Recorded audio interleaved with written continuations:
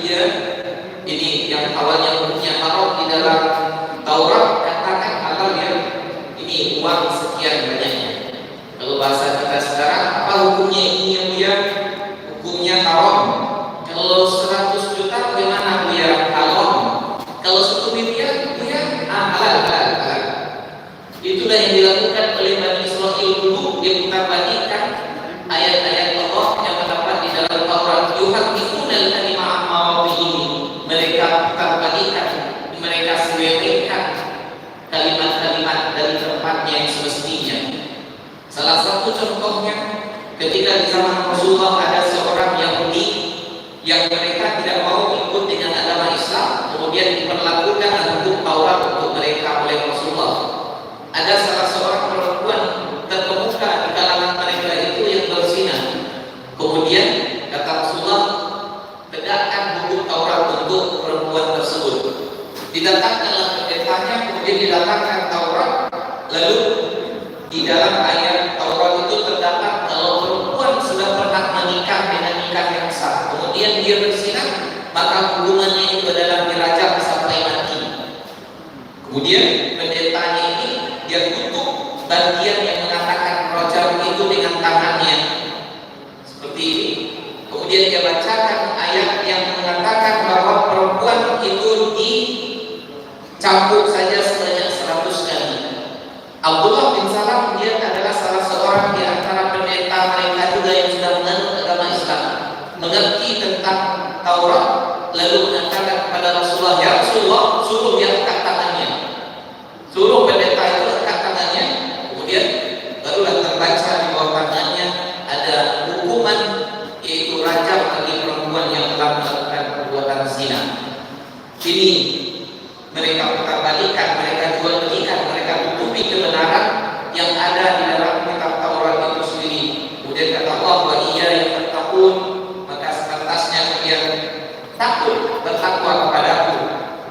Ya, karena kalian sudah tahu kebenaran yang sebenarnya. Wala talbisul haqqa bil batil, jangan campur baurkan kebenaran dengan kebatilan. Ya seperti tadi, ya, yang dia ini jelas-jelas hukum Islam, hukum jelas-jelas aturan Allah Subhanahu wa taala, kemudian dengan kepintarannya dicampurkan dengan budaya. Inilah Islam Nusantara. Ada pula Islam Nusantara. Kemudian wa taqtumul haqqa wa antum ta'lamun, dan kalian sembunyikan kebenaran sementara kalian tahu kebenaran itu. Ketika Rasulullah SAW datang ke Madinah berhijrah, kemudian diintip oleh orang-orang Yahudi termasuk Abdullah bin Salam tadi. Kemudian ketika dia bertemu dengan Rasulullah, dia perhatikan apakah betul orang ini sebagai yang diceritakan di dalam Taurat. Kemudian yang pertama sekali yang dia dengar dari lidah Rasulullah, afsus salam wa aqimut ta'am wa qumu wan nasu niyam al-qudul jannata bisalam. Tebarkanlah salam, berilah makan orang-orang yang membutuhkan, bangunlah di tengah malam ketika orang lagi tidur, dan niscaya kalian akan masuk ke dalam surga dengan selamat. Indah sekali ucapannya ini, pasti ucapan orang yang bukan sembarang orang. Kemudian setelah itu dia dekati Rasulullah, ya Rasulullah, wahai Muhammad, katanya, coba jawab pertanyaanku ini. Kalau kau bisa menjawabnya, engkau adalah Rasul. Kalau tidak, maka engkau adalah Rasul. Kenapa? Karena jawabannya hanya Rasul yang tahu. Apa makanan pertama orang ketika masuk surga? Kemudian kenapa terjadi anak laki-laki dan anak perempuan? Kemudian seterusnya apa tanda kiamat pertama yang paling besar nanti terjadi di akhir zaman? Kata Rasulullah, sebentar ini Jibril datang kepadaku menjelaskan jawaban dari pertanyaanmu. Makanan pertama sekali yang akan dimakan orang di dalam surga nanti adalah hati ikan hiu. Kemudian apabila unggul airnya laki-laki, maka anak akan jadi laki-laki. Kalau unggul airnya perempuan, maka anak jadi perempuan. Kemudian tanda kiamat terbesar nanti yang pertama sekali terjadi, datangnya api dari daerah Yaman akan mengumpulkan manusia ke daerah Syam. Saudara Abdullah bin Salam ini kemudian dia mengucapkan syahadat.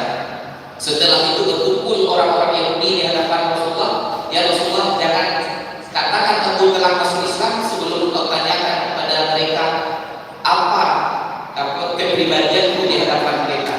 Kemudian ditanya oleh Rasulullah kepada orang-orang Yahudi, apa menurutmu tentang Abdullah bin salam. Lalu mereka menjawab, dia adalah orang terbaik di antara kami, anak-anak keturunan orang baik di antara kami.